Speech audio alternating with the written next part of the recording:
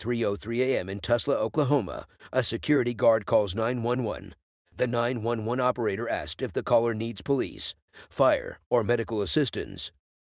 The caller replied by saying he needs the assistance of the police. The caller said his lead is out there right now. He said he just found a body out in the parking lot. When patrol arrived, they found a woman's dead body wrapped in a blanket. The team hopes to identify the victim through her fingerprint. While the investigation was being carried out on the crime scene, Detective Reggie discovered a camera in a house close to the crime scene that could give them a lead. He and the other detective decided to visit the house to see if they could get footage. After collecting the footage, they headed back to homicide for investigation. While watching the video footage, they discovered that 14 minutes before the security guard called 911, a white car parked where the victim was dumped. Just outside Mobile in Alabama, policemen got a report of a man shot outside his house. A caller who called 911 said the victim was shot in the yard. He said it was life-threatening. Before policemen arrived at the scene, family members rushed the victim to the hospital. The victim was taken to Health University Hospital. 37 years old Joe Dickerson, a car enthusiast who wished to take over his father's garage, is the victim. He was survived by 9 children. Joe was shot once in the abdomen. When mobile detectives arrived at the scene, a witness came forward. The witness agreed to talk when he gets to homicide. The team left the scene of the crime for further investigation at homicide. As soon as they got to homicide, the witness was taken into the interrogation room for questioning. Detective Barnes entered the investigation room to question the witness. Detective Barnes told the witness to tell him what happened. The witness said he has only agreed to talk because the victim is his cousin, and he has a lot of children like him. The witness said he wasn't in the yard when the shooting happened. He said he was at the corner store coming down the street. He said he popped up into the house moments after the shooting. He said he saw the shooter running with a gun in his hand coming down the street. Detective Barnes asked the victim if he knows the shooter. The witness said he knows him very well. He said his name is Dillian Fox. He said the shooter is popularly called Little D, and he just got out of prison. The witness said he can confirm that Dillian Fox is the shooter because he saw a gun in his hand. He said he saw him clearly because it was daylight. Detective Barnes asked the witness the type of gun he saw in the hand of the shooter. He said it wasn't a Clint Eastwood gun. Detective Barnes asked if there was anyone in the house at the time of the shooting, but the witness said he does not know. The witness said the victim had told him that he and Dillian Fox got into an argument. He gave detectives the name of another cousin who saw the victim and Dillian arguing. The detectives asked him when that was. He said it was 20 to 30 minutes before he showed up. The detectives asked if he knows what led to their argument. He said Dillian was mad because the victim was doing better than him. Detective Barnes asked who owns the house where the victim was shot. The witness said the house belonged to their grandmother. He said everybody stays there when they have nowhere to go. He said there were a couple of people he thinks were there at the time of the shooting, but they don't want to talk to the detectives. He said he will try and make them talk. Lead Detective Jermaine Rogers arrives after speaking with other family members at the hospital. When Rogers looks for Fox in the database, he finds that Fox is 34 years old. The team heads out to look for the cousin who witnessed the argument. 13 hours in, detectives track down the cousin at a store near the crime scene. He was taken into the interrogation room for questioning. Immediately, Detective Jermaine entered the investigation room. He asked him to talk about what he knows about the shooting. He said Little D was running his mouth. He said a few moments later, he heard someone calling his name. Detective Jermaine asked him where Little D was standing when he called his name. He said Little D was standing by the yard. Detective Rogers asked him what they were arguing about. He said they were arguing about a couple of dollars. He said Little D was saying his name like everybody that owes me will pay me what they owe me. He said he was just sitting somewhere. He said he left him and turned to the victim. Detective Jermaine asked what he was saying to Joe. He said he was telling Joe that he was going to kill him. He said he felt like he just doesn't like Joe because Joe did not owe him money. He said while Little D was arguing with Joe, he told him he was going to the 8th Street and he will be back. He said he probably went to get a pistol. The witness said he went to a store to get a soda. Little D had already dipped off before he came back. He said it was when he was coming out of the store that he heard a couple of shots. He said it was like pow. Then he heard pow, pow. He said as soon as he heard the shot, he knew something had happened to Joe. He said he knew he premeditated and did it because that was what he always wanted to do. Detective Germain asked the witness if he witnesses the shooting, and the witness said he did not. Detective Germain asked the witness if there was someone in the apartment before the shooting took place. He said his little brother was there. In the murder of an unidentified woman, detectives hope security camera caught the killer leaving her body in a hospital parking lot. The security camera pens away before the suspect got out. Detective Reggie and other detectives watched the video together to see if they can get the suspect or at least get a lead. Detective Reggie said 2 seconds earlier, they have gotten a tag. Detective Reggie moved to another camera, but he discovered that the camera did not pen. Detectives looked up for the car and discovered that it was either Toyota or Honda Accord. A few hours later, a detective said he went to the autopsy when they were able to clean her body up. He said shots were all around the victim's body. He said it looks like the victim was just from a very close distance. He said the bullet that killed her was the one that hit her jugular. A few moments later, a detective said he has just received an email from the lab guy. The crime lab got a match on the victim's fingerprint. Her name is Marissa Dowies. Marissa Dowies is a 49-year-old woman who was born in Tulsa. She leaves behind 3 children. The detective that received the email from the lab guy searched for Marissa Dowies in the database. He got a name of a guy who had domestic issues with the victim. His name is Lil Roach. He got a 2015 report which revealed that Lily Roach came to the door of the victim and even tried to break the victim's window. He pulled her by her hair. He dragged her and began to choke her. The charges were dropped against him because Marissa did not appear in court. Lil Roach's previous convictions include ferocity and drug convictions. After they finished searching, the detectives agree that he is someone they needed to talk to. They also discovered in the course of searching the database that the victim had a son before she died. Detectives found an address for the son's employer. After some few minutes, the detectives headed up to find the son and the guy that had domestic issues with the victim in the past. Their first point of call is the address of the son's employer. The detectives arrived at the address in a few minutes and met the victim's son there. There is no easy way to say this, but your mom has been killed, a detective said to the son of the victim. The detective told him that his mother was shot this morning. The detective asked the young boy if his mother was dating or married to someone. The young boy said his mother is still married to his stepdad, but he knows they've had problems for years. The detectives asked the young boy the name of his stepdad, and he said his name was Eli Roach. The detectives asked the young boy where Eli was living presently. He told them Eli was living in his grandpa's old house. The detectives appreciated the young boy and left after he gave them the address of his grandpa's old house where he claimed Lil was leaving. The detectives immediately moved to the address to see what they could find. When they got there, they found out that it was a lonely place that seems like nobody was staying there. But they found bloodstains on some objects in the building which prompted the officers to approach a court for a search warrant so that they can search the entire building. The detectives returned to the building after they got a search warrant. This time they entered without hesitation. In the living room, detectives found blood, a single 3D showcasing, and a pillowcase that had the same wrapping as the one the victim was wrapped in when she was shot. After some few minutes, a woman approached the detectives and said she used to date Roach. Detective, how long have you been dating Roach? She said she has been dating him for a year. Detective, what kind of car does he have? My car, a white Acura, she replied.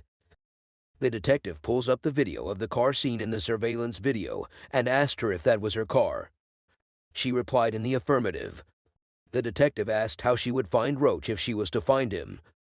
He told her to think of some of the places Roach could be at that particular time.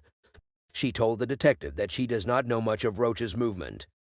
She told them there was no way she could figure out where he would be at that particular moment. Last night on the phone, the family gave detectives an address of where to find the victim's close friend. It was reported that she was the last person that the victim was seen hanging out with. When detectives arrived at the apartment, they knocked and a woman answered. "Detective, I am working on Mary's case and I know she was here the other night." "Yes," she replied. She said it was the night before the last, and she left her apartment about a quarter until 2 a.m. Back to the investigation of Joe Dickerson, detectives identified a possible suspect known as Ernesto Little D, who is Joe's cousin. Now, they need to find an eyewitness who was present at the scene. Joe's cousin, who has been speaking with detectives, told them they would probably get more information from his brother. Detectives asked him where they could find his brother. He said his brother would still be in the yard by the time detectives get back there. He said his brother might be hanging out in the family house while the shooting happened. Detectives left homicide and made their way back to the crime scene to see if they could meet the guy that might probably be there while the shooting happened. As detectives arrived, they found a possible eyewitness and he agreed to talk at homicide.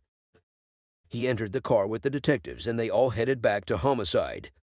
As soon as they arrive at homicide, the witness was taken to an investigation room for question. "You know what we are here for?" a detective asked.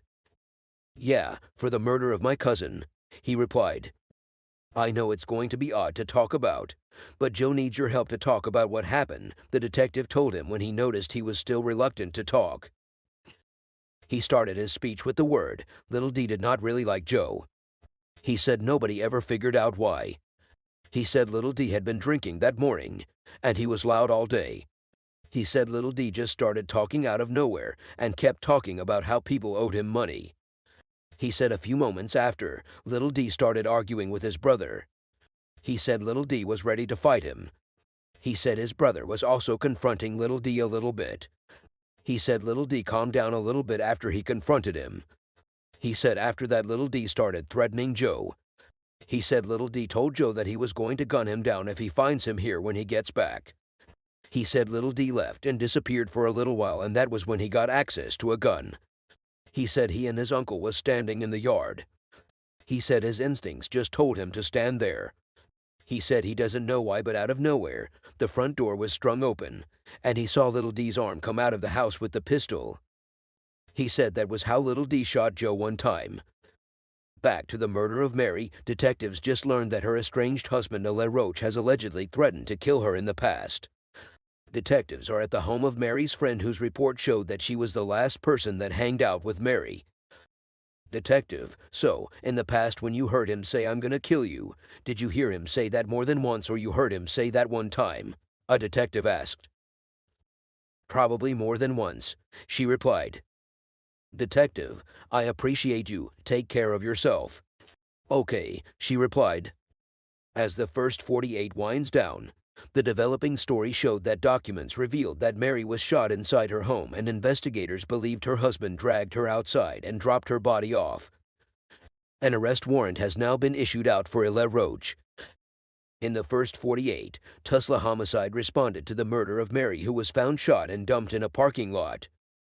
Homicide learned that the victim has been allegedly assaulted in the past by her estranged husband, Eli Roach. Homicide detectives headed to their homes to search the apartment. When detectives searched their home, they found bloodstains all over the house and a .380 casing. But they were unable to find Eli Roach. Overnight, patrol officers found the white Acura near the suspect's sister's home. A detective said he spoke with the suspect's sister yesterday. He said his sister told him that he showed up yesterday, and he claimed that he was sleeping outside. She said he was hungry and he needed water. She said she asked him what happened, and he kept saying it was an accident. She said she told him that he needed to turn himself in for questioning so that detectives can do their job. She said he told her that he was never going to turn himself in. She said after some minutes, he took off walking through the Northwest. After searching for Roach for 6 weeks without any luck, the team gets a lead that Roach is hiding in an abandoned trailer in North Tulsa. Detectives immediately made their way to the facility to see if they would find Roach. On getting there, the team detected that there is someone inside the trailer. It is left to see if the person in the trailer is Eli Roach. "Come outside of the door with your hands in the air," a detective said on loudspeaker. After some few minutes, "Time is up. You have to come out now or we are going to deploy paper balls into the trailer," the detective said through the loudspeaker again after they waited and no one came out. After some few seconds, Roach came out and handed himself over to the detectives.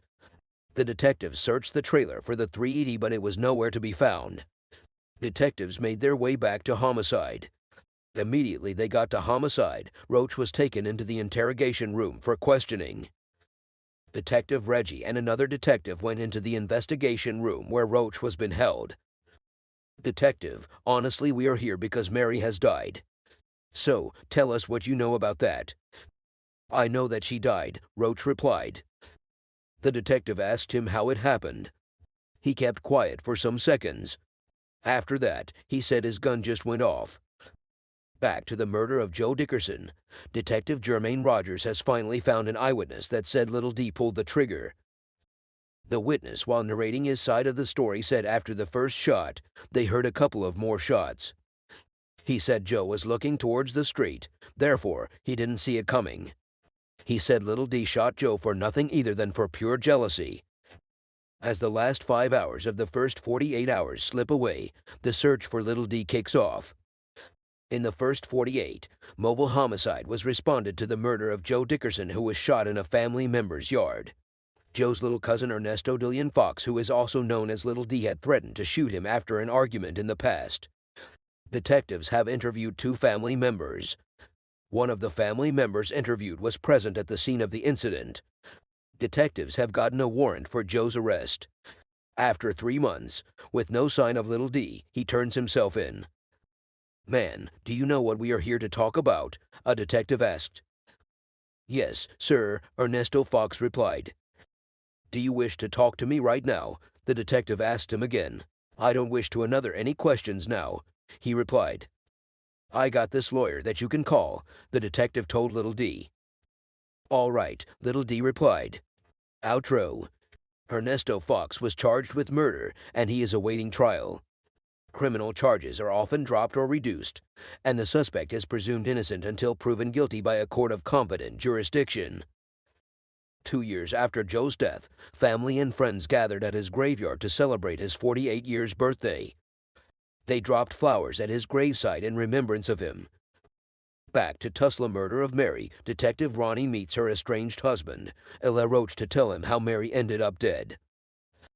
Detective Ronnie: "How did it happen?" "It just went off," Roach replied. Detective Ronnie: "What type of gun was it?" Roach: "3ED." Detective Ronnie: "How did the gun just go off?"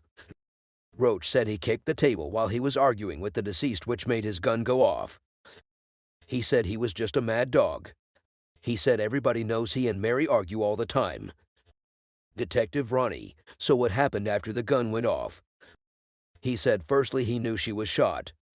Then he realized she was not breathing. He said blood started coming out and she was kept on saying something that he couldn't put together. He said when she started losing a lot of blood, he quickly drove her to the hospital. Detective Ronnie: "What happened when you got to the hospital?" He said she was still feeling hurt. He said he went around the other side of the car and he took her out of the car. Detective Ronnie: "Where did you later drop her?" "Parking lot," Roach replied. Detective Ronnie appreciated Ronnie for turning himself in and talking to him, but he finds it difficult to believe that his gun went off because he kicked a table. Outro. Eli Len Roach was charged with murder, and he is awaiting trial. Criminal charges are often dropped or reduced, and the suspect is presumed innocent until proven guilty.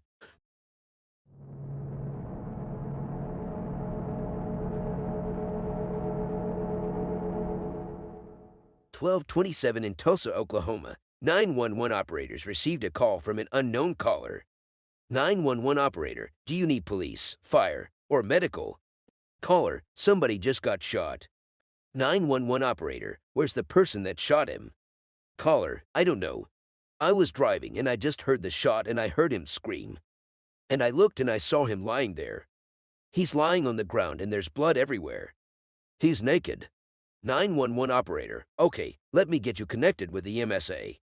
Detectives immediately rushed to the scene of the incident. They met a dead body lying on the ground just as the caller said. 53 years old Michael Binder was born in Chicago and raised in Hawaii. He moved to Tulsa 17 years ago, living for a time with his mother and stepfather.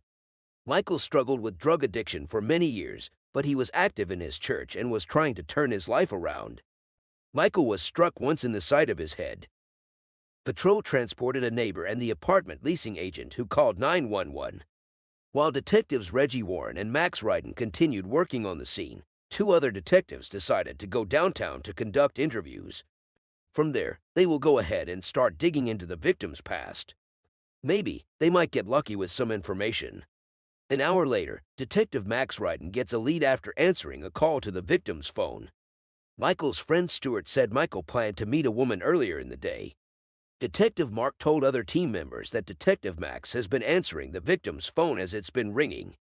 He told them there was someone that called that he's going to meet with that has some information. He said they were going to just get through those witnesses. While Detective White gets started with Michael's neighbor, Detective Leatherman interviews the leasing agent. Detective Ronnie, my name is Ronnie. I'm a detective here. I'll just ask you to tell whatever story you have and we'll go from there. Mike's neighbor, I was in my car and I heard someone screaming help, and then I heard something that sounded like a pop. Then, I saw two people running. Detective Ronnie, were they running from the apartment where the shooting happened? Mike's neighbor, yeah. I saw them just driving by. Then, I saw his body, so I parked my car and got out to see if he is okay because I knew who he was. Detective Ronnie, okay. Mike's neighbor, I saw his body there and I didn't know how to react. Detective Ronnie, can you describe the people you saw running as best as you can? Mike's neighbor, honestly, I saw just two white people. One of them had blonde hair. It may be down or up. It was kind of long, so it was a female. Mike's neighbor, yeah. The other guy is a white man, I think. I didn't see their faces. Detective Ronnie, have you noticed them out there before? Mike's neighbor, no. Detective Ronnie, have you had any struggles with him? Mike's neighbor, no, not with him. He is really quiet. I remember he was just trying to get his life together.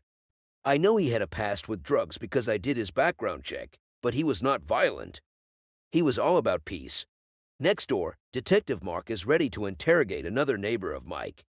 She said she parked outside his apartment moments before the shooting. Detective Mark, all right, so just tell me what happened. Mike's neighbor, I saw a guy and a woman going towards that apartment. They knocked and they went in. About 30 seconds later, I heard the guy yelling for help. After that, the gun went off. After that, they ran off. Detective Mark, were they white or black? Mike's neighbor, both are white. The male has a beard and short hair. The female has blonde hair. Detective Mark, okay. Mike's neighbor, both of them were very skinny. Detective, maybe they used drugs kind of skinny. Mike's neighbor, yeah. Detective Ryden returns from speaking with Michael's friend. Detective Ronnie came out of the interrogation room to address other officers. He said both witnesses described the suspects as a white male and a female with blonde hair. He said other than that they couldn't give any additional identifiers. Detective Ryden returns from speaking with Michael's friend.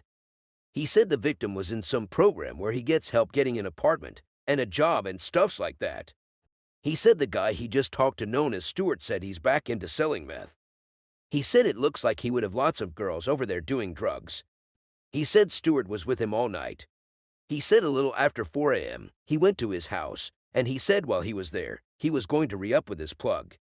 Michael gave Stuart the name of the woman that supplied him with drugs. He said he was supposed to re-up for 4 to 5 ounces. Michael told Stuart that he was afraid of her.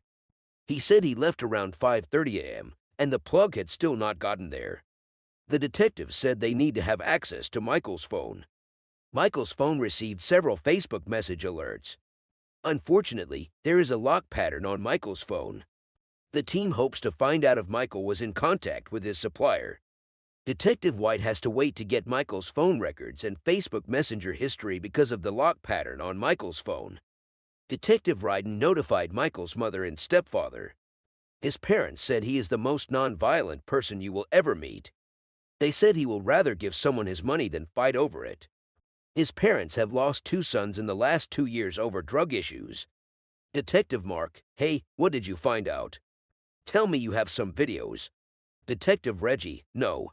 The apartment complex building has one surveillance camera that doesn't work. The detectives were shocked that the camera could not capture anything in broad daylight. Detective Mark said he will revisit the area. Maybe some witnesses may come up and start talking to him. 20 hours in, a detective said he will make a flyer that he will rake to the complex. He said some of the people over there might have a camera in their residence, and he will like to have a bunch of it to be able to hand out with his phone number on it. And he will also be able to put the word out that they are looking for some information. Another detective said they should take the victim's phone along so that if anybody calls, they will have his contact right away. Detective White drove back to the scene of the incident to see if he could find some witnesses he could talk to. As soon as he alighted from his car, he saw a young man walking and he approached him.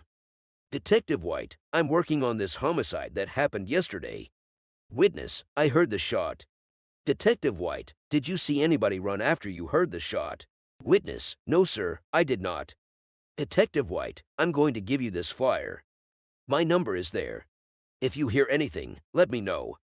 While surveying the crime scene, Detective Mark saw an apartment that has a camera. He immediately rushed down to the apartment. Detective Mark, hey there, I noticed you have a camera. House owner, I do. And unfortunately, my internet was shut off. Detective White, okay well, disappointing. But thank you. While Detective White entered his car and he was about to move, a call came through the deceased phone. Detective White, my name is Detective White. I noticed that you've been calling Mike's phone. Had you heard what happened to Mike? Caller, I heard the news this morning and I was afraid it might be him. Detective White, yeah, it's him. How well do you know him? Caller, I was homeless at one time and I stayed with him for a while. Detective White, where are you at now? Maybe I can holler at you and you might be able to help me out. Caller, I was headed over to his place to see if he was there. Detective White, I'll be right across his apartment. Okay. After some few minutes, the caller arrived and Detective White allowed her into his car. Detective White, I am sorry you are going through this. Caller, he was a good person. Detective White, honestly, I have not heard from one person that he was a bad guy. What has he been up to? Caller, I don't know. I know he has talked about how he has been ripped off a couple of times. Detective White, okay. Did he tell you how long ago he got robbed? Caller, probably a month ago. Detective White, did he give you any of the details? Caller, he said a woman ripped him off. Detective White, do you know who she is? Caller, no, I do not. Detective White, I know he was selling meth, but do you know who he was supplied by? Caller, no, I don't. I want to know who did this. Detective White, I do too, and he's got some nice parents that are devastated. As the first 48 hours wind down, Detective White updates Mike's father. He told him he hoped was that people would have started calling him, but that has not happened yet. He said they were not going to stop and they will continue to work with everything they have. Mike's father said that sounds great and he appreciates the efforts of the detectives. In the first 48 hours, Tulsa Homicide responded to the shooting death of 53-year-old Michael Binder. They learned that a white and a blonde woman were seen fleeing his apartment. They also heard that Michael may have returned to selling drugs and planned to meet a supplier on the day he was murdered. They got a warrant to search Michael's phone and Facebook page. They have searched for witnesses at Michael's apartment complex, but have come up empty. The next day, someone called Detective White's phone and left a message. Detective White played the voice note for Detective Ronnie so. The caller said he wanted to remain anonymous, but he has some information about the shooting in Tulsa. He said he knows the girl and she told him what happened in detail last night. He left a phone number that Detective White can use to get to them. Let me try to call it, Detective White told Detective Ronnie. Detective White called him and he agreed to meet with him. Detective White and Detective Ronnie headed to the meeting point where they agreed to meet with the tipster. The tipster said Michael's supplier is staying at a nearby motel. 4 days after Michael's murder, the warrants team sets up surveillance on the supplier's motel room. A few minutes later, a car drove to the door of the supplier. A white male with a gray t-shirt came down from the car and knocked on the door of the room. He was let in by someone who the detectives were not able to identify then. A few minutes later, the white guy came out of the room with a female loading the stuff off. They both entered the vehicle and started driving. The detectives tracked down their car and arrested them. They and the detectives headed back to homicide. Immediately they arrived at the homicide. Both of them were taken into a separate room for questioning. Detective White and Detective Zanoni entered the investigation room, where the white female was been held. "Hello, my name is Detective Jason White, and this is Detective Zanoni over here," he said. "I'm working on a murder. That's what we do." He said they know sometimes in these investigations, people do stupid things. Female suspect. "Yeah, I see where you are going with your investigation. I was in his house. When I left him, he was completely fine." Detective White. "Let's stop. Whose apartment did you go to?" Female suspect. "Mike." Detective White. "The day he got murdered." Female suspect. "Yeah, that day." Detective White. "What time were you over there?" Female suspect. "It was 7:50 a.m." Detective White. "Did you ever go back in that apartment that day?" Female suspect. "No, not at all." Detective White. "You went over there with whom?" Female suspect. "With a man and another woman." Detective White. "Why did you go over there?" Female suspect. "He wanted me to come over there and see him." Detective White. "For what?" Female suspect. "Just go and visit him." Detective White. "Here is the decision that you have to make. Either you want to go down the road of I want to savage my life and I want to have a life, or you want to go down with somebody else potentially for the rest of your life." He said he doesn't think they had any issues other than he was a little bit behind on his. She interjected by saying he didn't owe her any money. She said he didn't owe her a single dime. Detective White told her she will go to jail for murder. She interjected in a sober mood saying she had no idea who killed the victim. Detective White asked her where she was. She said after she left Michael's apartment, she and her friends spent the afternoon at a flea market. Detective White. "If anybody tells me that you are going to confess you were there, then that is a flat-out lie." Female suspect. "Absolutely, it is a lie." Detective White. "Do you have any objections to us looking at your phone?" Female suspect. "Yeah, you can look." Detective White. "All right.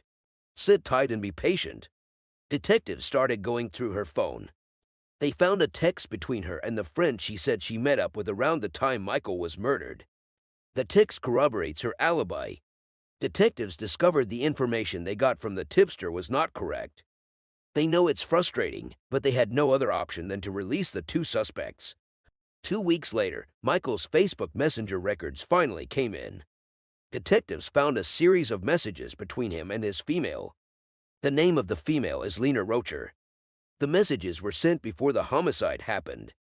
The conversations were like hanging out. There was somewhere in the conversation where the victim told his female friend that he was going to give her 2 zips if she makes it to his apartment within an hour. Detective Mike asked Detective Ronnie what a zip means after he read that part of the message. Detective Ronnie told him a zip means an ounce. Lena arrived at Michael's complex 30 minutes before his murder. Detectives were able to get her picture and her location through the Facebook Messenger chat. They got to know that she is a blonde-haired lady who lives in Sapulpa. Detective White immediately called the Sapulpa PD for a background check on Lena. The Sapulpa PD told detectives that she has some stuff on her. He said she had no prior felony convictions, but she is a person of interest in a missing firearm investigation. The Sapulpa PD told Tulsa detectives that Lena could be wrapped up tonight if they want it done. Tulsa detectives told him that will be great. Detective White told them he will be more than happy to come to them. An hour later, Sapulpa PD brings in Lena. Detective White and Detective Ronnie made their way to the Sapulpa police station to try and talk to Lena and see what she has to say. Detective White and Detective Ronnie made their way to the interrogation room as soon as they arrived at the police station. Detective White. "Hello, young lady. I do not know the reason why they brought you here, but I wanted to talk to you about something else. Do you know how to read and write?" Lena. "Yes." Detective White. "And you read what is on my shirt and it says homicide?" Lena. "Yes." Detective White. "Do you have any idea why I want to speak with you?" Lena. "Yeah, honestly, yeah." Michael Binder. Detective White. "Yep. Lena, he was my friend. I helped him once. They wanted me to go over there so they can just take his grocery home." Detective White. "Okay, who are they?" Lena. "Nicholas Gibson and Ruthie Blair." Detective White. "How do you these guys?" Lena. "Through Samuel Washington." Detective White. "How did you guys end up over there?" Lena. "Honestly, I was supposed to be getting in some stuff. Meth. And they wanted to try to take his stuff from him." Detective White. "Tell me what went down when you got to the apartments." Lena. "I knocked on the door and he let me in. And then I went in the bathroom, which is where I was when they came in. Detective White, did you intentionally leave the door open or unlocked? Lena, yeah, I left the door unlocked. Detective White, okay, knowing that they were going to come behind you. Lena, yes. Detective White, did they come inside the apartment on their own? Lena, yeah. I came out because I heard all the noise and they told me to get on the fucking floor. Those were their exact words. He got up and took off running. He went to the door and started shouting for help. I heard a bang. Detective Ronnie, who's the one that pulled the trigger? Lena, Nicholas Gibson. Detective White, and then, what did you guys do? Lena, fled. She said they fled in a car that she parked nearby. Detective White, what is the discussion in the car after you left? Lena, I'm just told that if I throw them under the bus, basically the same thing will happen to me. Detective White, let me go through this again. Just correct me if I am wrong. You went inside by yourself. How was he dressed? Liana, he was fully dressed. And then, I went in the bathroom, which is where I was when they came in, and he had got down into a towel, I guess. Detective White, was there anything that was supposed to go on? Lena, oh yeah. He talked about trying to have sex with me and stuff. Detective Ronnie, why did you want to take his stuff, and how did you know about him? Lena, because they had me get them stuff before. Detective White, from him. Lena, yeah. She claims Nicholas and Ruth had her get drugs for Michael in the past. Detective White, are there phone numbers in your phone? Lena, possibly. Nicholas's number should be in there for sure. Detective White, all right, give me a few minutes. Detective White and Detective Ronnie left the interrogation room. Detective Ronnie said Lena will be charged with felony murder. He said that we'll start working towards getting an arrest warrant for both of her accomplices. Both Nicholas and Ruth have prior convictions for burglary. Detective White said their efforts would now be to find both Nicholas and Ruth and bring them in safely. 4 days later, Detective White gets a lead. He got a tip about Samuel Washington's investigation. The tipster stated that Michael and Lena have had some sort of relationship. White said the way he is hearing it is that he potentially directed Lena to do the robbery. An hour later, Detective White brought Lena back to homicide. Detective White, you already went out on a limb and told me everything as far. Liana, yeah. Detective White, I'll just get to the parts that I'm wanting to shore up. Who did you tell about this situation? Lena, my mom, of course. Detective White, anybody else? Lena, that's the only other person I mentioned it or talked to about it. Detective White, did you make a phone call right after this happened or talk to anybody? Lena, I had somebody call me. Detective White, who? Lena, Samuel Washington. Detective White, this guy right, while showing her his picture. I am not going to waste anybody's time here. Do you have a relationship with him? Lena, he was my boyfriend. Detective White, so that is what I am getting at. I do not want you to sit there and protect that guy. Liana, no, I am not trying to protect anybody. He has told me to do things that I... Detective White, okay, let's get into that. Tell me exactly what he told you to do. Liana, to do whatever it takes to get the money to bond him out. Lena claims Samuel wanted her help to get out of jail. So, he hatched a plan. He planned that Liana would rob Mike. He wanted her to set it up for Nick and Ruthie to go do it. Okay, give me a quick minute, Detective White said while he and Detective Ronnie left the interrogation room. He asked Detective Ronnie what he found. Detective Ronnie said he is looking at murder and conspiracy to commit a felony. Detectives decided to have Samuel transported from jail for questioning. Later that day, Samuel was brought to homicide. He was taken into an interrogation room for questioning. Detective White, first of all, my name is Jason White. I am a homicide detective. You had said something that you want to clear your conscience when we were in the car coming down here. Isn't that right, Samuel? Yeah. Detective White, what do you want to clear your conscience about? Samuel, I talked to Annie. Detective White, you referred to her as Annie when we are talking about Lena. Samuel, when I was in jail, I called her and she answered the phone. Her first words were everything went bad. And she said, he's gone. I said, who's gone? And she said money or Mike or something. This guy Mike, if I remember, she knew him from the past, and she admits she wants me for about getting him. Detective White, what does that mean? Samuel, rob him. That was way before I was even in jail. I told her Ruthie and Nick usually do stuff like that. Detective White, so you guys have had some discussions about possibly the robbery before you were arrested. You ended up getting incarcerated. Were there any other calls that made or any discussion between the two of you or her about wanting to rob him? Samuel, it was pretty much. If she still wanted to do that with Nick, he could help her. He said after they got locked up, he told Lena to work with Nick on a plan targeting Michael. Detective White, okay, meaning the robbery. Samuel, yeah, robbery. I didn't know anything about any murder. Detective White, you may be in a little bit of trouble. If you hadn't mentioned something to her about that situation, that guy would be alive, you know. Samuel, if I get charged, what would I be charged with? Detective White, it will be with murder. Probably a felony murder. Based on the kind of putting the wheels in motion, and then somebody dying in the midst of that, it becomes felony murder. Do you see what I am saying? Samuel, yeah, okay. Detective White, I will holler at you in a quick minute. 2 months after Michael's murder, detectives got a call in the morning that Missouri authorities were able to get Ruth Blair into custody. A tipster called and said both of them were at a house that was nearby. Officers went there really quickly and they managed to capture her, but they didn't find him. Detective White and Detective Ronnie went to Missouri to question here. Detective White, hey there, young lady. Ruth, hi. Detective White, are you doing all right? Ruth, yes. I was scary. Detective White, yes, I know, and you know what? This is a scary situation. But you have to tell me what's up. I already know what's up, but I need to hear from you. Ruth, all I know is Leanne has been texting and calling my old man for a week or two. She had this master plan to go over there because he was supposed to have a lot of money. And Nick asked for a rundown. Like, what's the deal? She said she will go and then the rest can come in. She said to pull into the actual complex. Lena went in by herself and she left the door unlocked. Ruth said she was behind Nick. Nick went in first and he opened the door and she shut the door. Detective White, what was said at this point? Ruth, he said put your hands up. So the dude jumps out and he got a sheet wrapped around him. He walks right in front of Nick and it all happened so fast. Before you knew it, he's got his hand on the doorknob. Nick said don't do it, don't do it. So the dude swings the door open and run out and yelled for help. And then Nick went to pistol whip him. He just wanted to hit him with it.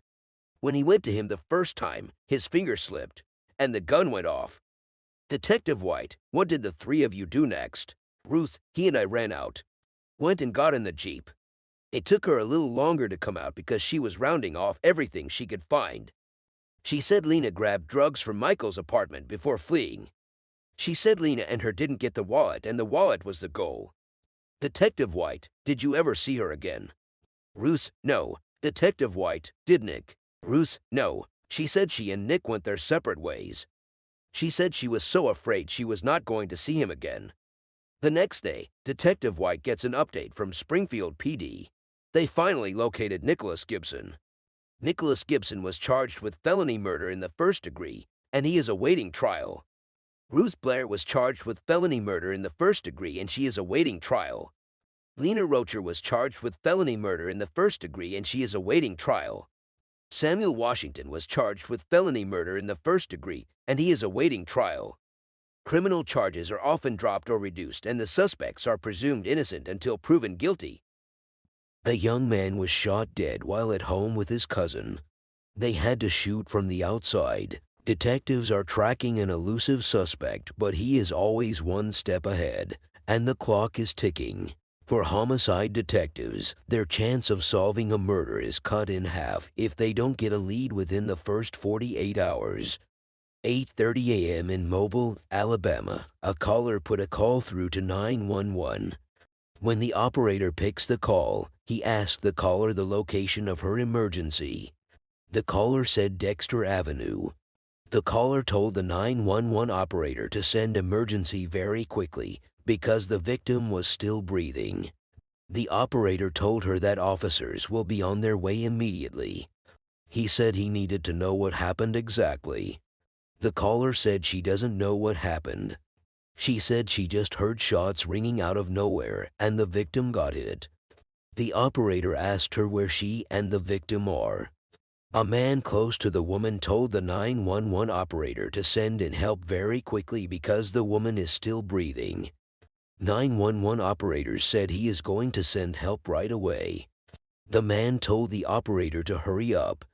He asked if the person that shot the victim was still nearby. They said they do not know.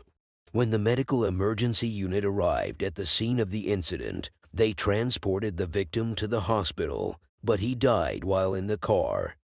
The victim is a 23 years old Dunta Davis who grew up in Mobile and worked for FedEx. He leaves behind his mother, sister, girlfriend, and young daughter. Dunta Davis was shot twice in his chest, once in each arm, and his back. In the bedroom where Dunta was found, there were 4 spent .380 shell casings. Dunta's cell phone was on the floor of the living room. Pre-packaged packs of marijuana were also found in the front door. Dunta's cousin Michael and his roommate who were inside when the shooting happened have agreed to talk when they get to homicide. Dunta's cousin Michael was babysitting when the shooting took place. A detective said when he entered the room, he saw the babies were soaked in blood. Another detective asked where the baby was. Patrol officers said they allowed a friend of Michael to take away the baby from the scene of the incident. A detective who was among the first respondents narrated what the witness told him. The detective said they told him no one came into the house. He said they heard the shooting from outside, but they found a casing in the room. An officer said what the witnesses believed was that somebody came on the side of the house and shoot into the house. Detectives also noticed several bullet holes in the building. A detective asked for the exact room where the victim was shot to ascertain if there was a bullet hole there too. When he was taken there, he saw a bullet hole. He dipped his hand into it to see if he could find a bullet. While on the scene, Detective Barton was notified through a call that Detective Jeremy was at the hospital with Dunta's family. Detective Barton asked the caller if the family have gotten the news of Dunta's death. The caller replied in the affirmative. The family has no idea who would want Dunta dead. Detective Barton turns to Dunta's neighbors. He knocked on the door of one of Dunta's neighbors.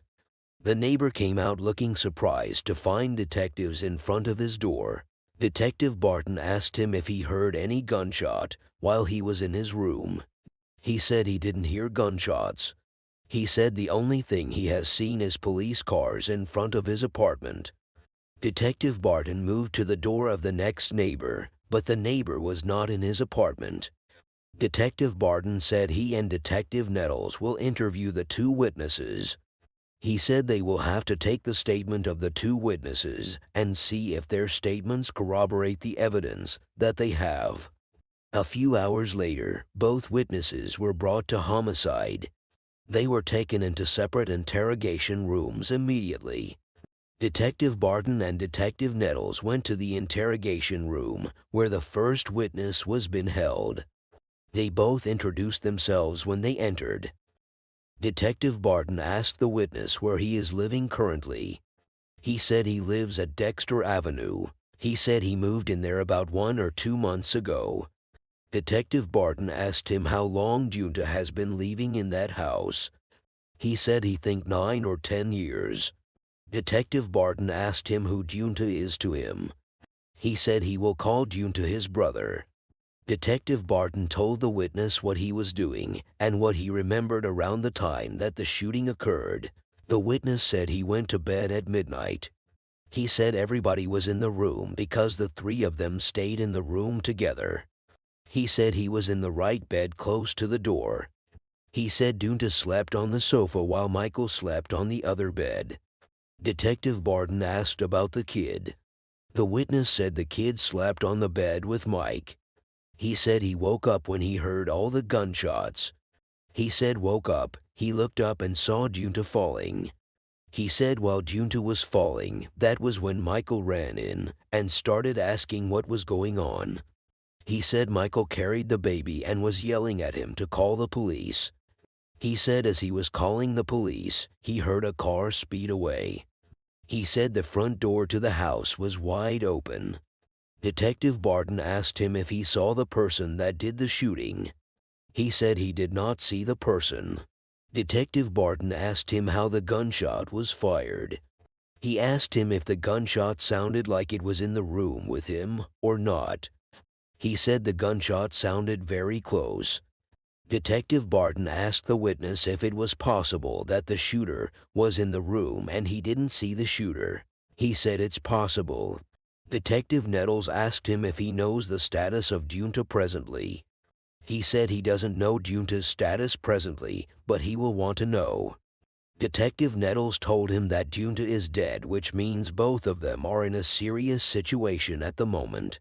Detective Barton told the witness that they think he has been truthful with them since the beginning of the interrogation, but they know without a shadow of a doubt that he has not told them everything he knows. Detective Barton asked him if there was anything else that happened in the house that he has not told them. He said he is specifically referring to the shell casing they found inside the bedroom.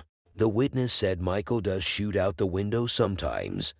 He shoots out the window on the ground outside and in the backyard. Detective Barton asked him why Michael does that. He said Michael does that to know if it worked properly. Detective Nettles asked him when Michael shot out the window. He said that was about 2 days ago. Detective Barton asked him the type of gun that Michael uses. He said Michael had shot with .38, 380, or whatever it was.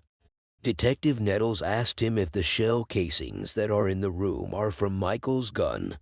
He said that is his guess. Detective Barton asked if Michael has any other pistols at home. He said all he knows is a shotgun.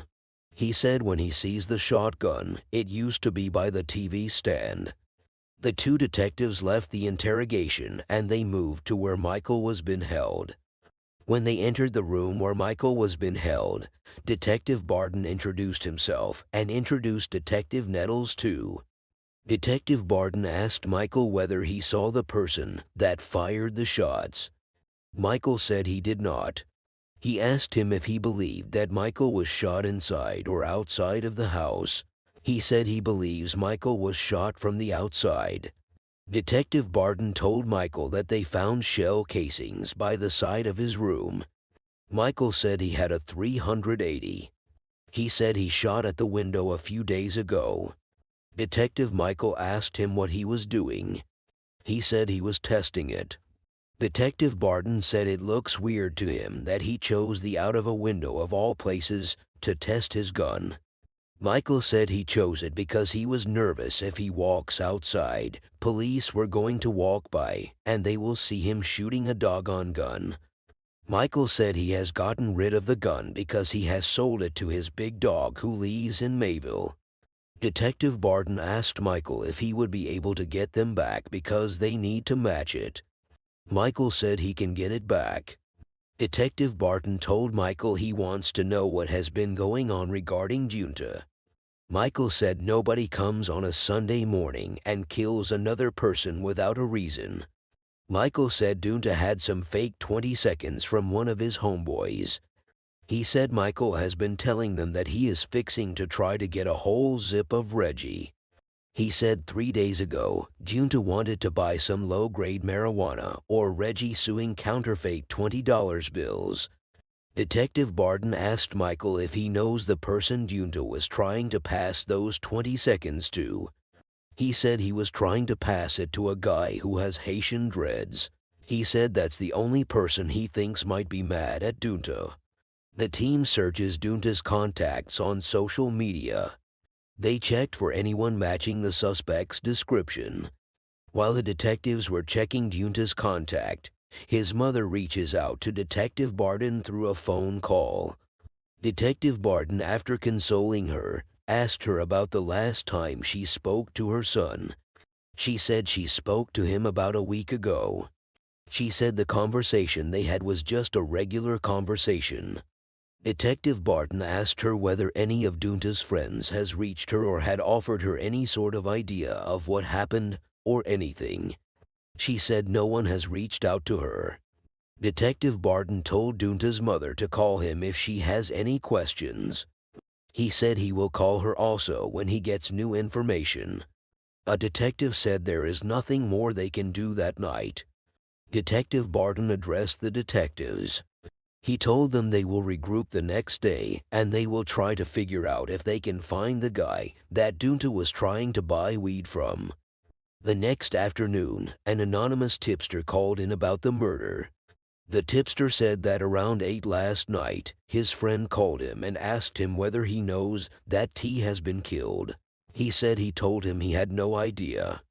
He said the guy that shot Dunta came to his house right after he shot Dunta and tried to give him the gun and some drugs.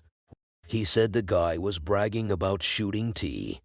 The tipster said his friend T was killed by a guy known as Michael. He said the killer is fat and has a beard. He said the shooter may be somehow related to Dunta's family. Detective Barton said was that, as he was getting that information from the tipster, he also got a call from Birch. Birch's father, Paul Birch, is a captain in the mobile sheriff's office. He said Birch also said the shooter's name was Michael and the shooter was possibly related to Dunta. He said after the shooting, Michael fled to a family compound. He said Birch didn't give the address, but he said the whole compound was surrounded by a big privacy fence with a barbed wire. Detective Nettles said the only issue with Birch's information would be that the suspect fled to a family house in Plateau. He said they had Michael at the headquarters after the shooting. He said he is not saying that Michael was the shooter. What he was trying to say is that some information might have crossed the line. A few minutes later, Detective Barton's tipster gave an address for the shooter who heard the confession. The detectives left the headquarters immediately to see if they can find the suspect at the address the tipster gave. When they got there, they knocked on the door and the homeowner came out. The homeowner told the detectives that the witness was not there. The detectives asked the homeowner if he can help them contact the witness. The homeowner said he doesn't know where he is. He said the witness doesn't have a phone. The detectives asked the homeowner if the witness stays with him. He said the witness doesn't stay with him. He told the detectives that the witness lives at his relative's house just around the corner. The detectives went to the house the homeowner showed them. When they got here, they knocked on the door and a guy responded. They asked him if he has seen the witness. He said he hasn't seen him. They asked him if the witness usually comes there every day. He said not often. They told the guy that they needed to talk to the witness and if he gets in contact with him, he should give them a call. The detectives decided to check Plateau since Birch said he went to Plateau. Plateau, also known as Africa Town, is a historic community founded by former slaves in the north section of Mobile. Detectives drove to the Plateau in search of him. They kept checking for a house with a compound and a wired fence. They passed through many houses before they finally saw a house that has a compound and wired fence. One of the detectives pointed at the house, saying the house might be the house they have been looking for. A woman in the house said she has been having trouble with her nephew and gives detectives his name. She said he sells drugs and rides around with a gun. She said he is just a bad apple. She said he was going to get his brother into big trouble. Detective Barton asked her the name of his brother. She said his name is Michael. The detectives asked Michael's brother to describe him. He said Michael is 30 years old. He is heavyset and he wears a beard. The detectives asked him if he has Michael's phone number. He said yes, and he gave the detectives Michael's number. The detectives thanked them and left. Detective Barton said they should return to headquarters so that they can put it together since they now have a suspect. Their possible suspect, Michael, has no prior conviction. Detectives searched for any communication between Dunta and Michael, but they did not find any information. In the first 48, Mobile Homicide responded to the murder of 23-year-old Dunta Davis. They discovered that his roommate and his cousin were at home during the shooting, but didn't get a look at the shooter. Detectives received anonymous tips that the shooter is named Michael and that he fled to a family compound after the murder. Someone in the compound identified Michael but does not believe he was involved in the shooting. The next morning, the witness that overheard the witness confession finally comes forward. He was taken into the interrogation room. After some few minutes, Detective Barton and Detective Nettles went to the room where he was being held. Detective Barton introduced himself to the witness and said he appreciated the witness for coming to homicide. Detective Barton asked him if he has any idea why he was invited. He said he knows Dunta by the nickname Shaq. Detective Barton asked him if he knows anything at all about the situation. He said he saw policemen outside his home. He said he didn't know what was going on.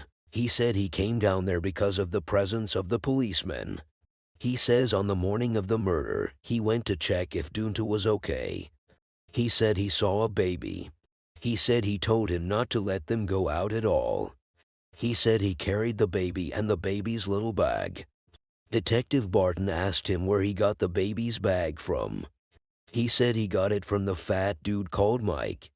He said when he walked past 3 houses down, a girl pulled up in a gray car and got the baby and the bag. He said they told him there was a gun in the bag. Detective Nettles asked him how he heard that there was a gun in the baby's bag. He said he heard it from people in the hood. Detective Nettles said how people in the hood could know there was a gun in the bag. He said they knew because they often hang with the victim and his friends. Detective Barton asked that how was the situation where out of all the people that were out there, why was he the one Michael came to? He said that was because he was the first person outside at that time. Detective Barton asked him what type of Camry was it. He said it was a gray Camry. He asked him if he has ever seen the Camry before. He said he has never seen the Camry. Detective Barton asked the victim what he thinks happened in the building. He said he believes that Dunta's cousin or roommate shot Dunta. The detective said they have to verify the information. Detective Barton asked another detective if he can pull up the body cam. The detective pulls up body cam footage from first responders to the shooting. The footage shows Michael Montgomery asking officers if he can retrieve a pair of pants from his bedroom. The footage showed how Mike picked a gun and shoots the victim. Detective Barton arranges an interview with Dunta's roommate, who is in jail on an unrelated warrant. After some few minutes, Detective Barton and Detective Nettles left the headquarters to meet Mike's roommate. A few minutes later, they arrived at their location. They knocked and they were let in. They asked him if he has any idea why they are there. He said he has no idea. They said they came to his place because they wanted to allow him to tell the truth. They said they knew that it was not a situation where he was asleep and had no idea of what happened inside the house. They said he should tell them what he did not tell them in the morning. They told him that he left something out and he has to understand that what they are investigating is a murder case. They told him he has to think about his future and what he is going to do for the rest of his life. Detective asked him one more time to tell him what happened in the house. He said when he woke up that morning, they were arguing. He said Mike had bought some weed from somebody and it was a weak weed. He said Dunta, who goes by the nickname Dee, was hassling about the weed. He said Dee disrespected Mike and Michael did it back. He said Dee got mad and he pushed Michael, but Michael pushed him back. He said he guessed Mike pushed Dee a little too hard. He said when Michael pushed Dee grabbed the shotgun and he told Michael he was going to shoot him. He said Mike grabbed his 380 guns too. He said Dee was asking Michael if he was going to shoot him for real. At that point, Dee cocked his gun. He said Michael started shooting immediately. Dee cocked his gun. Detective Barton asked how many times Michael shot Dunta. He said Michael shot him 4 or 5 times. Detective Barton asked him the whereabouts of the shotgun and the 380. He said the shotgun is in the house, but he doesn't know what happened to the 380. Detective Barton asked him why he did not tell them initially, and he said he doesn't know. They asked him if he has anything to say, and he said he has nothing more to say. 189 years old Michael Montgomery has no prior convictions. The next night, the detectives got information on the possible whereabouts of Mike. They got information that Mike is staying in a relative's house in nearby Pritchard. The team leave the headquarters that night and headed to Mike's location. When the team arrived at the apartment, they knocked on the door. A woman came out to speak to the detectives. They asked her if Michael was there. She was hesitant and not willing to talk. The detectives kept asking her because they detected through her body gesture that Mike might be there. During that process, a detective sighted Mike in the apartment and told him to come out with his hand on his head. Mike finally came out and he was taken into custody by the detectives. They took him to the interrogation room as soon as they arrived at homicide. Detective Barton went where Mike was being held and asked him if he would like to talk to him. He told Detective Barton that he will talk to him if he wants him to talk. Detective Barton told him he wants to know what happened to Dunta. He said when he got up, he went into the bathroom and closed the door. A few seconds later, he started hearing the gunshot. He said he immediately grabbed his baby and ran out of the bathroom door. He said all he saw when he came out was Dee falling to the floor. He said the police showed up after that, and that was what happened. At that point, Detective Barton raised his voice on Mike. He told Mike that what he has been telling them is not the truth. He said he knew that because Mike was not the only one leaving with the deceased. He said the evidence that they have dictates that Mike is not telling the truth. He told Mike that he was ready to give him one last chance to say the truth. Mike also got upset. He told Detective Barton that he was not going to say anything. He says he will rather remain quiet. When he said that, Detective Barton and Detective Nettles left the interrogation room. When Mike left the room, he immediately put a call through to the DOAS office to present his case. He said he wants to know if there is enough evidence to arrest Michael Montgomery for murder. When he dropped the call, he came to where his other team members are. He told them that they have sufficient evidence to charge Michael Montgomery for the murder of Dunta. Detective Barton and Detective Nettles returned to the interrogation room where Mike was being held and officially arrested him for the murder of Dunta Davis. The shotgun and the .380 were never recovered. No one else was charged in connection with the case. Detective Barton put a call through to Dunta's mother, Miss Autry, and told her that they have arrested Michael Montgomery for the murder of her son. 8:58 p.m. in Mobile, Alabama. A woman put a call across to 911 operatives. As soon as the 911 operative answered the call, she asked about the woman's emergency. The woman said she needs the police right there in Mobile Terrace. The operative asked the woman for her address. The 911 operative heard the woman asking the name of the street from someone else. The caller got the name of the street from the person. She told the 911 operative that the street is Claude Harris Drive. She told the operative that someone just shot her son. The 911 operative asked the woman whether her son was still conscious. The caller told the 911 operative that her son is dead 3 times. She said someone has just killed her son. When the first respondents arrived, they found the mother and her sister outside. When they entered the house, they found 2 men in the living room who riddled with bullets. The first respondents said they are going to need homicide to respond to the case. The victim found on the couch is 37 years old Nelson Bedgood, known as Ray. He was born and raised in Mobile. He was the founder and chief executive officer of a local van production company. Ray leaves behind his wife and 3 daughters. Ray was shot 6 times, 3 times in the head and once in the shoulder, chest, and arm. The second victim is 41 years old guy known as Blue, was also born and raised in Mobile and recently quit his job as a cook in a local restaurant to start a landscaping business. Blue leaves behind 4 children, his mother, and 2 sisters. Blue was shot 5 times, 3 times in the head, once in the arm, and once in the back. Detective Jeremy asked CPL Nick Crepeau whether they have talked to any of the neighbors. The officer said one of the neighbors he interviewed said they heard several gunshots around 8:45 p.m., which was exactly 10 minutes before the 911 call. He said the neighbor thinks it was two different guns just by the sound. Detective Jeremy asked one of the officers if she thinks the deceased returned fire. The officer said she doesn't think so. The team collects a phone found next to Ray's body. They also found a small piece of cracked cocaine in Ray's front pocket and bloodstains in the kitchen. One of the officers said it's obvious that the deceased have been cooking crack. CPL Jermaine Rogers knows Blue from growing up in the neighborhood. He said Blue served 8 years sentence for intention to distribute cracked cocaine. He said Blue was released 4 years ago.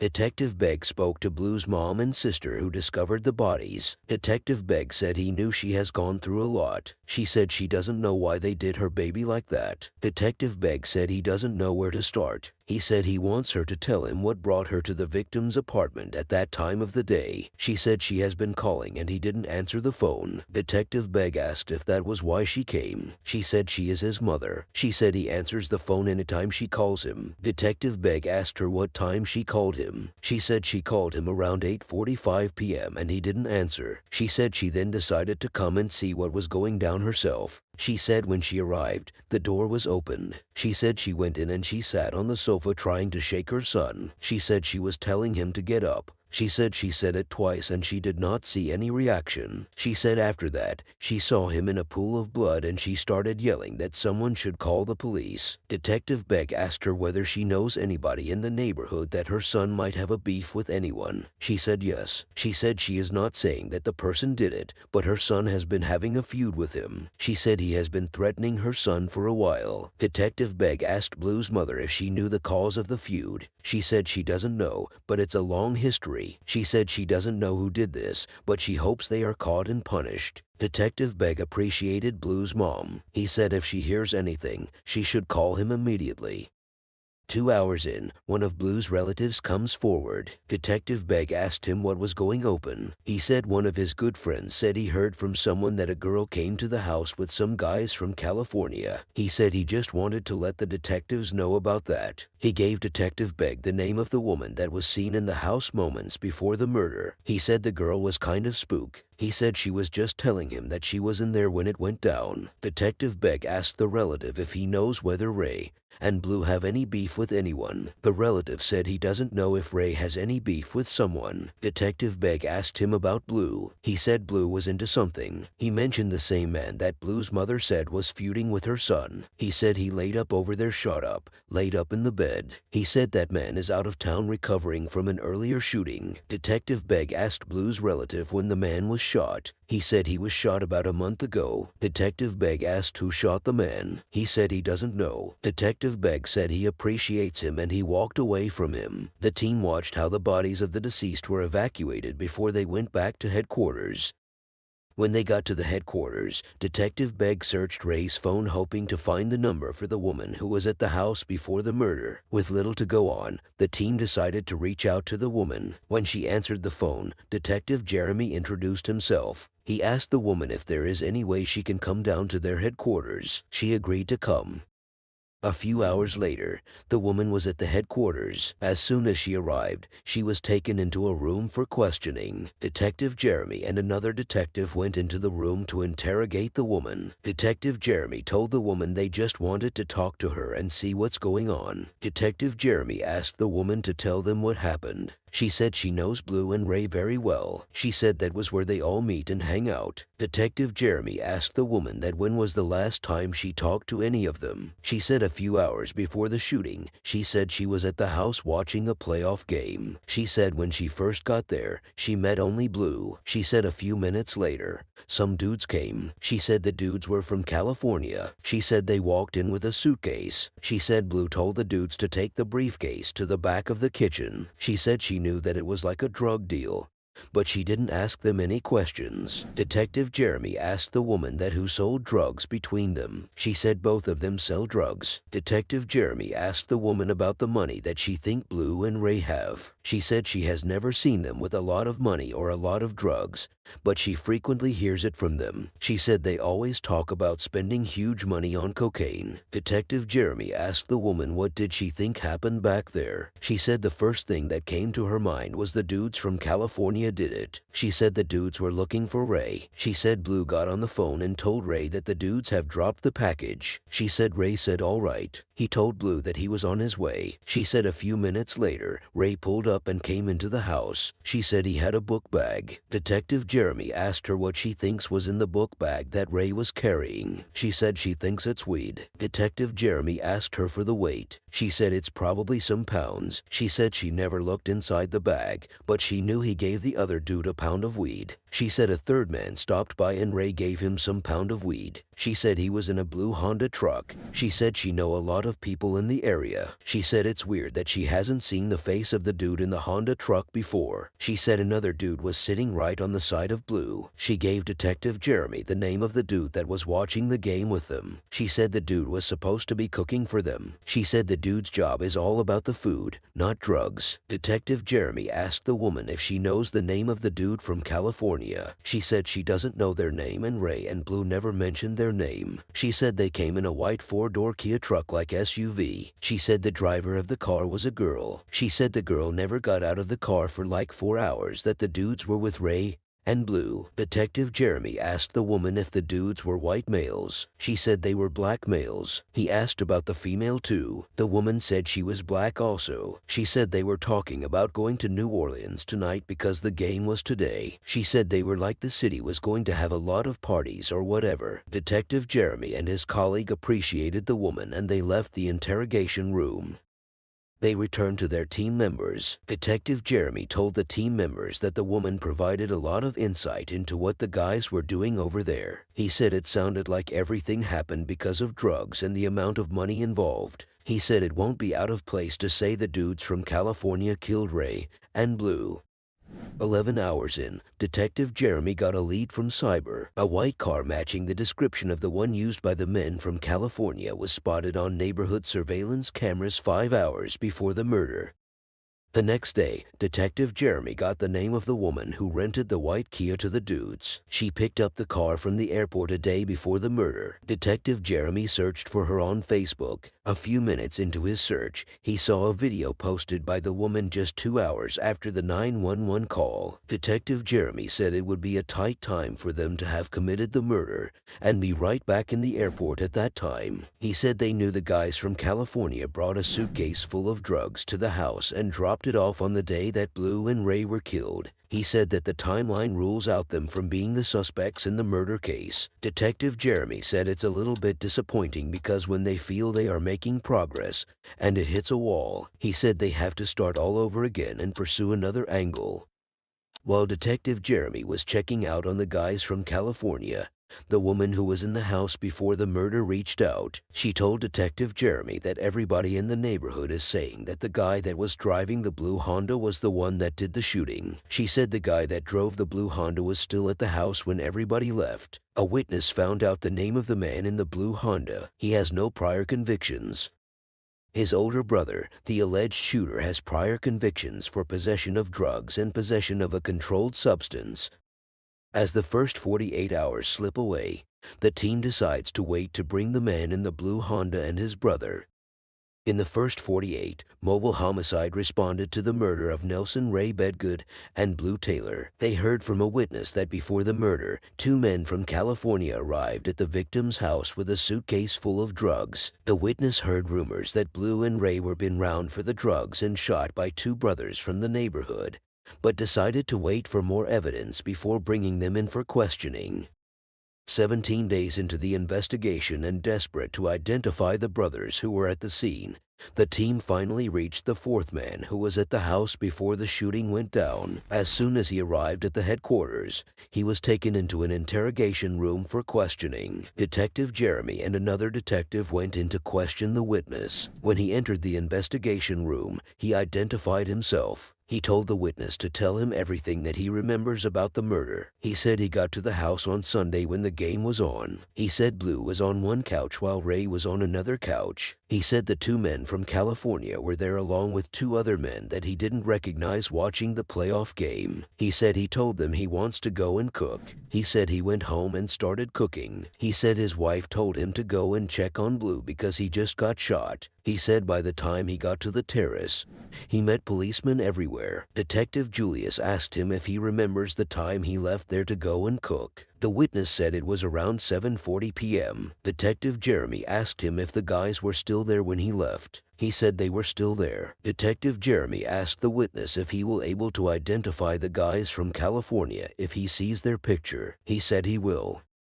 Detective Jeremy showed him a photo lineup of the man in the blue Honda. The witness was able to pick him out. Detective Jeremy showed him another photo lineup. He picks him out along with his elder brother. Detective Jeremy and Detective Julius appreciated the witness for his time and they walked out of the investigation room.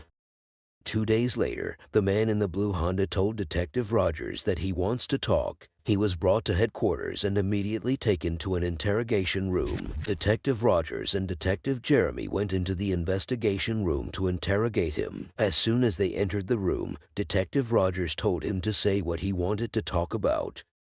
He said 2 of his closest friends got killed. He said when he heard the news, he thought it was a lie. He said there is no way anybody could have snaked them like that unless it was somebody they knew and let them into the house. Detective Jeremy asked why he was at the house that day. He said he went there because he needed something from him. Detective Jeremy asked him what he needed from him. He said he needed 4 ounces. He said he went there specifically to buy marijuana from Ray. He said when he walked into the house, he collected the 4 ounces and put them in his pocket. He said he was smoking weed with the other dudes from California, and they were also watching the playoff game. He said he left after some time and came back. Detective Jeremy asked him why he came back. He said he went there to pick his brother. Detective Jeremy said why did he want to pick his brother? He said because his brother hasn't seen Ray in a minute. Detective Rogers asked him what was going on in the house when he went in. He said the same thing. He said he and his brother left the house about 2 hours before the murders. Detective Rogers asked him if every other person was there when he and his brother left. He said everybody was there. Detective Rogers told the suspect that he wants to be straightforward with him. He said they know that he didn't leave during the daytime as he claimed. He said they know he was there at night. The suspect said he was not there at night. Detective Rogers asked the suspect where he was when the murder happened. He said when his partner and the victims got killed, he was nowhere around there. He said he would have been dead if he was there because he was on drink and was already dozing out. He said he was fighting his sleep all day. He said he wouldn't have been there talking to them if he was there when the murder happened. He said God woke him up. He said God told him to go somewhere. Detective Julius asked him where he went to. He said he went to his grandma's house.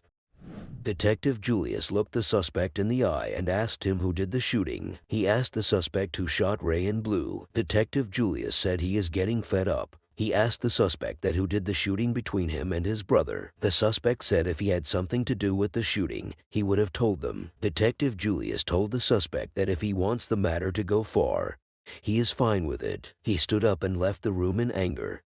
Detective Julius joined his team members and they had a short discussion. At the end of the discussion, they decided to hold on to the suspect while they track his brother.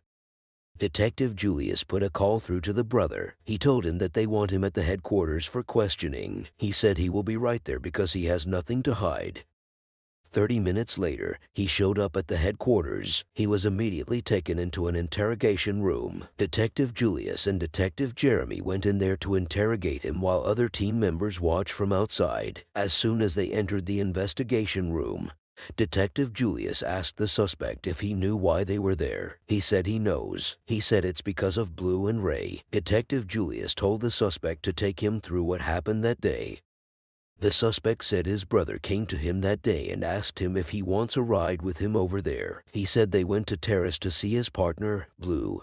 and Ray. He said they watched the playoff together. Detective Julius asked the suspect who was at the house when they got there. He said they met Blue, Ray, and two other dudes that he doesn't recognize. He said there was also the man who left around 8 p.m. to cook dinner. He said there wasn't anything going on rather than watching all of them watching the game. He said a few minutes later, his brother came to him and told him that they should leave. Detective Julius asked the suspect what time they left. He asked it if it was dark. The witness said it was dark when they all left. Detective Julius asked the suspect who was there when they all left. He said to be honest, he thinks they were the last people to leave. Detective Julius asked him again whether they were the last people to leave. He said they were the last people to leave if he isn't mistaken.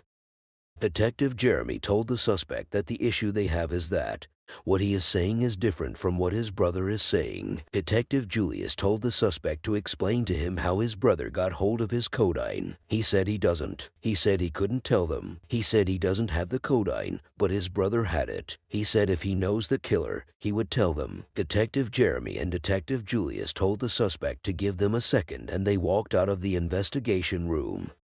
Detective Jeremy and Detective Julius joined other team members who were watching the interrogation on their screens. Detective Jeremy said he thinks the elder brother is more honest. Detective Jeremy worked on the case for 5 more months before he finally got a break. A man came forward claiming that the man Blue was feuding with was involved in the murder. He said the man was screaming in the hood like everyone that challenges him will end up like Blue and Ray. The man Blue was feuding with has prior convictions for receiving stolen property. He spent 5 years in prison after pleading guilty for drug possession with the intent to distribute. Detective Jeremy said it is clear that hatred exists between the two. He said they gave to find the man, sit him down and see what they can get from him. 2 months later, with no sign of the man, Detective Jeremy left the homicide and ended off the case to Detective Rogers. After a 5-month search, officers finally tracked down the man Blue was feuding with and he was arrested on a warrant. Detective Rogers said he can't wait to interview the man and see what he can get from him. He said Detective Jeremy is not coming back, so he has to interview. Detective Rogers went into the interrogation room with another officer, while the rest of the team members watched the interrogation from their computers. As soon as Detective Rogers entered the investigation room, he told the suspect that he wants to know what happened in Terrace. The suspect said he doesn't know what is going on. He said he was at home recovering from gunshot wounds on the night that Blue and Ray were murdered. Detective Rogers told the suspect to tell him what happened before then. The suspect said Blue paid some boys $1,500 and a half ounce of powder to come and kill him. He said when he came out of his store, they started shooting at him. Detective Rogers asked the suspect why he was shot. He said he doesn't know. Detective Rogers told the suspect to take him through what happened on the day Ray and Blue were killed. The suspect said he was at home on his sofa smoking a blunt of weed that day. He said he was at home minding his business.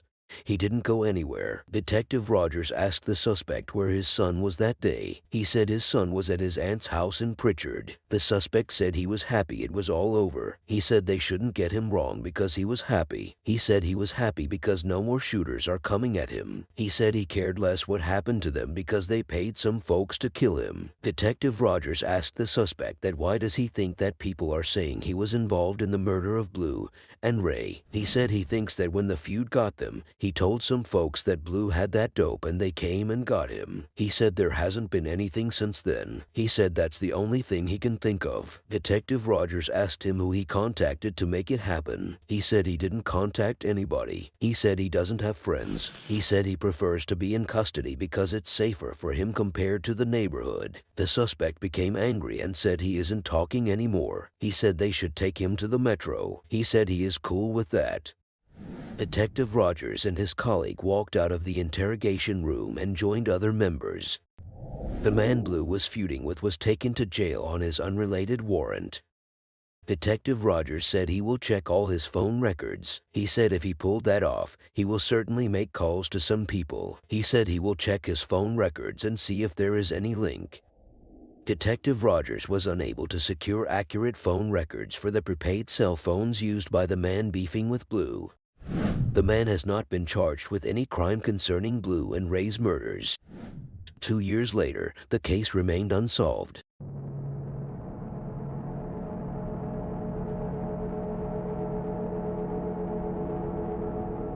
7 p.m. in Tulsa, Oklahoma. A caller called 911. The caller says he is calling for something that he just saw on 75. He said there are 3 cars on the side of the road. He said as he was approaching them, one gentleman jumped out of his car and ran to the car directly behind him. He said it looked like a gentleman started punching the driver. He said somebody is going to need some help there. The 911 operator said he was going to notify officers. The first respondent arrived and they found an avalanche in another Honda in the middle of the highway. They also saw a woman with a gunshot in the passenger seat of the Honda. Unfortunately, they found the woman dead before they could get to her. A 23-year-old detective, Reggie Warren, who joined homicide 3 months ago, will lead the case.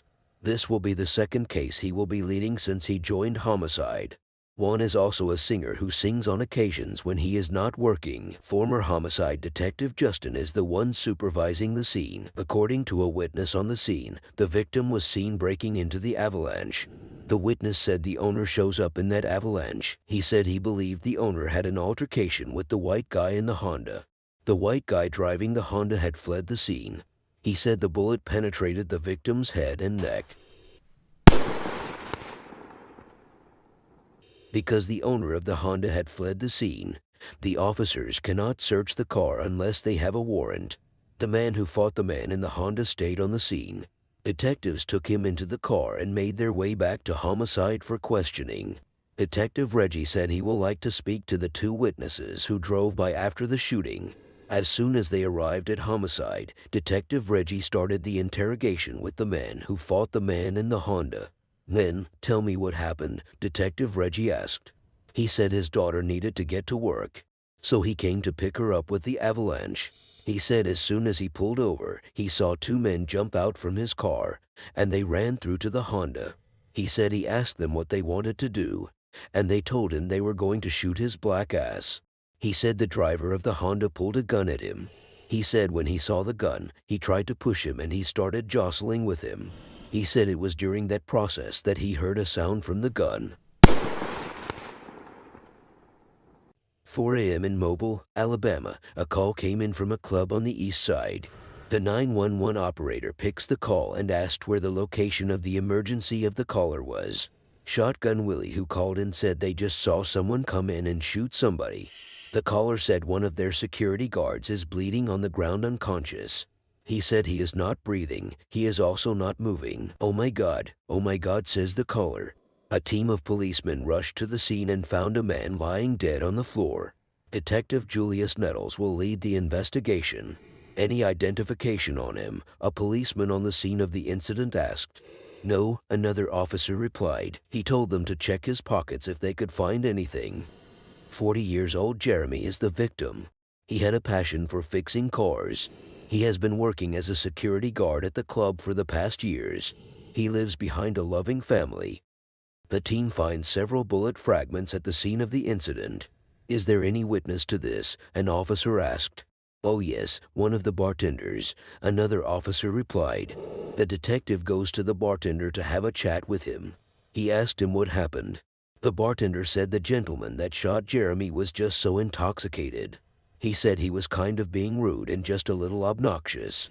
He said the shooter was at his bar and went over there and poured a beer out on the floor. He said when Jeremy saw that he was pouring beer on the floor, he went there and told him to leave. He said the shooter didn't want to leave and so Jeremy just reached around and got him in a chokehold. He said it stops and the man said something and went outside. He said after some time, the man comes back in and they just heard all the shots. The detective asked the bartender how much time the killer stood outside before he came back in. The bartender said 45 seconds. The detective asked him if he knows the person, and the bartender said he knows his face. He said he has seen him before. The detective asked him to describe the killer. He said he is in his mid-30 seconds, short and stocky. The detective asked if he is black or white, and he said he is black. 1 hour in, the team discovered the shooting may have been cut in on surveillance of the club. They started the video minutes before Jeremy was shot. From the video, they were able to ascertain the story of the bartender who was a witness. The video has finally revealed who the killer was. "Anybody knows who the suspect is?" a detective asked. He got no reply, which means none of the officers knows the suspect. Later, the bartender gives the team a credit card receipt signed by the suspect. The receipt showed that the shooter is Dwayne. 35 years old, Dwayne has prior convictions including second-degree forgery and second-degree assault.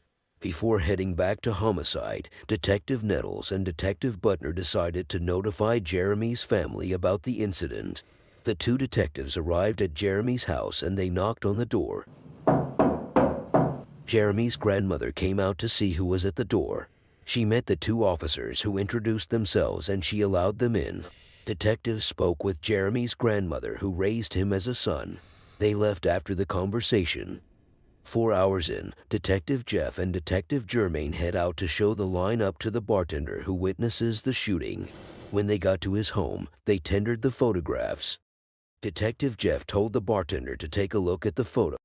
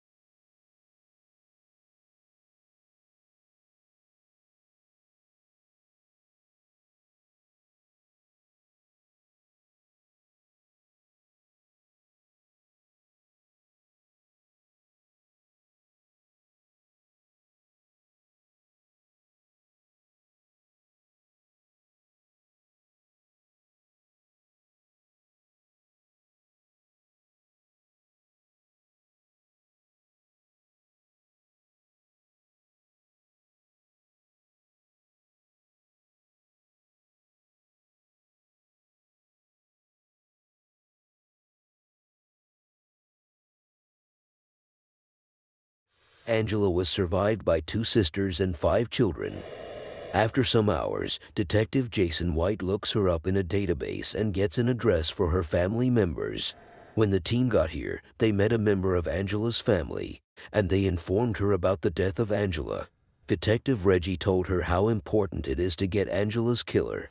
Detective Reggie told her that the killer is in his 30 seconds. He is either short hair or bald. But the family member doesn't know who Angela has been hanging out with. The team thanked her and headed back to homicide. A few hours later, Detective Jason White forwards the team a possible lead from an ATF agent. Back to the murder of 40-year-old security guard Jeremy Smith. Detectives hope their witness can identify Dwayne as the shooter. The team searches for his last known address and headed there immediately they found it. Detective Nettles and another officer knocked on the door of the apartment and a woman answers the door. Detective Nettle asked her if Dwayne was there and she replied by saying Dwayne would have come out if he was there. She said Dwayne used to live there, but he and his girlfriend have left the apartment several months ago. A detective finds Dwayne's girlfriend in the database and gets her phone number. The team put a call through to Dwayne's girlfriend and she gave them her address.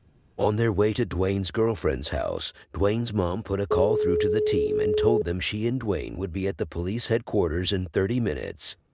After some minutes, Dwayne's girlfriend arrived at homicide. She said she heard that Dwayne might have shot somebody. The team asked her where she heard that. She said people have been calling her phone all day. The team asked her when was the last time she talked to Dwayne, and she told them around 4 o'clock in the morning. She said Dwayne came through the door and he was like, they are coming for me. Back to the murder of 46-year-old Angela. Detectives just received a tape that a man reached out to an attorney and said he was involved in the shooting. The name of the man is Matthew Elijah.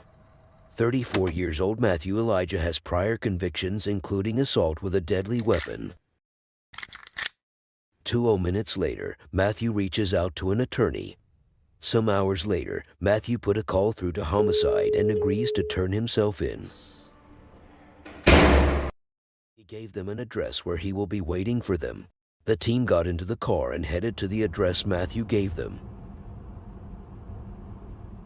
When the team arrived at the address, they surveyed the area waiting for Matthew to approach them.